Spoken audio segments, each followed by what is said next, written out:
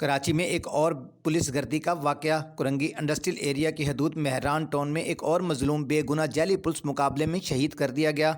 Korangi industrial area थाने की हदूद में वाकया मेहरान टाउन सेक्टर 6F के रहायशी वासफ रियाज वल्द रियाज अहमद अपनी मुलाजमत कैनवुड कंपनी से वापस अपने घर मेहरान टाउन बेजरिया बस स्टॉप से पैदल घर जा रहा था और जैसे ही वो अपनी गली के करीब पहुंचा तो तकरीबन 9-10 बजे के करीब कुरंगी इंडस्ट्रियल एरिया के पहले से मौजूद 5 पुलिस एहलकारों ने नशे में धुत होकर फायरिंग करके वासफ रियाज को शहीद कर दिया। अस्सलाम वालेकुम नाज़रीन, मैं हूं आपका मेज़बान अशरफ गनी और आप देख रहे हैं चैनल K4 न्यूज़।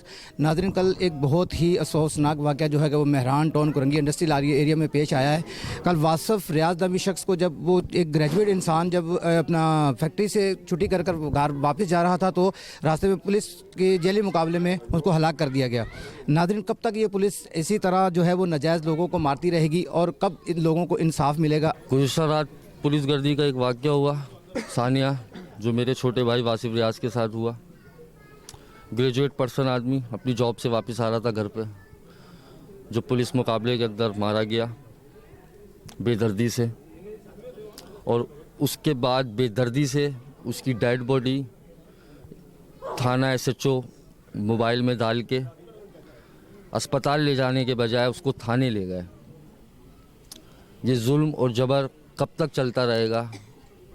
आला हुक्काम से इंसाफ की अपील है। सर, इतला तो उसको चंद कदम ही दूर घर से, ये गली के कोने के ऊपर ही इलाका मकीन मौजूद थे। जब फायर वगैरह हुए हैं, लोग वहाँ पहुँचे हैं, फिर उसी फ़ौरन ही हमें 15-20 मिनट बाद खबर दे दी गई। जब हम वहाँ पहुँचे हैं तो वहाँ 2 से 3 मोबाइलें मौजूद थी। SHO साहब खुद सिविल के अंदर मौजूद थे, जो डेड बॉडी को घसीटते हुए मोबाइल के अंदर डाल के, उसके आइनी शाहिदीन मौजूद हैं, डाल के लेके गए। जब मैं उनका पहुंचा हूं, उनसे सवाल किया है कि डेड बॉडी कहाँ है, तो मुझे ये कहा गया कि उनकी डेड बॉडी हम अस्पताल मुंतकिल कर रहे हैं, लेकिन ऐसा नहीं हुआ।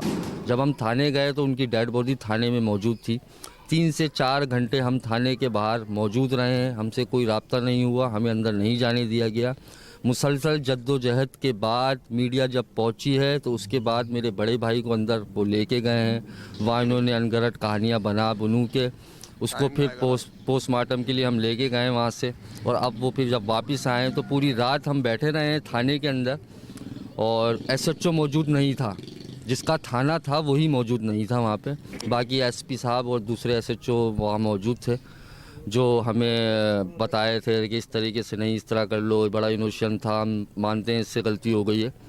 वो सारी बातें ये एक्सेप्ट कर रहे हैं कि गलती हो गई है। सर, गलती से जान ले लिए, इसका इंसाफ कौन देगा? आपकी गलती से घर उजड़ गया, 2 मासूम बच्चे, उसके एक बेटा 4 साल का, अभी एक 3 महीने पहले उसकी बेटी ने जन्म लिया। रिस्क के हसूल की खातिर एक नौजवान जो कराची यूनिवर्सिटी का ग्रेजुएट घर आते हुए कुछ जालिमों ने उसे, मैं तो इसमें शहादत का दर्जा दूंगा कि शहीद कर दिया गया। एनी शाहिदीन का कहना है कि 4 पुलिस वाले नशे की हालत में, जिन्होंने दिन दहाड़े उनके भाइयों के सामने, अहले इलाका के सामने गोलियां मार के उस बच्चे को शहीद किया गया।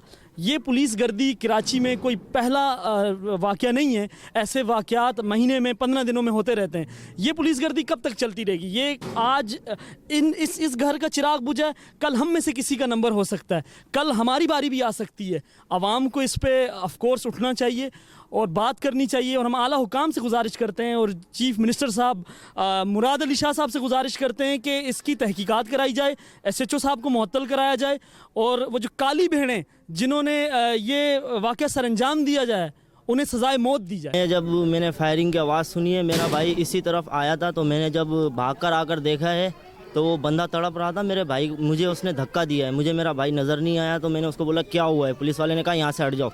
तो फिर मैंने अपने भाई को देखा है, मेरा भाई नज़र आया, बंदा मुझे तड़पता हुआ नज़र आया। उन्होंने किसी को भी जाने नहीं दिया पुलिस वालों ने, और एक बंदा था बाइक वाला, उससे जिद बहस कर रहा था, उसको भी उन्होंने जाने नहीं दिया, उसको भी धक्का देकर भगाया पुलिस वालों ने।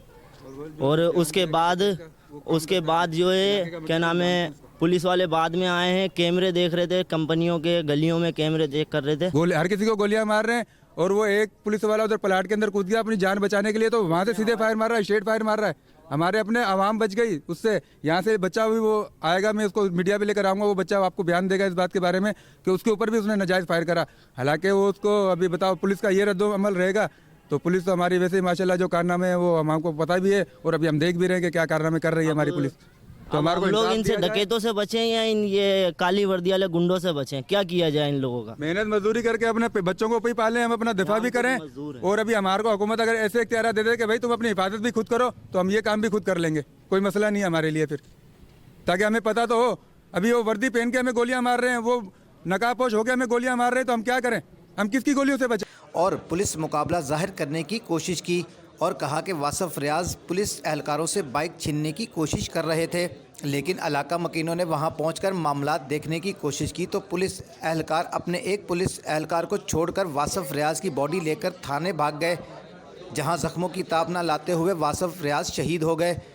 जिस पुलिस एहलकार को छोड़कर भागे थे वो नशे में धुत फायरिंग करके लोगों को डराता रहा, जिसकी फुटेज सोशल मीडिया पर वायरल हो गई।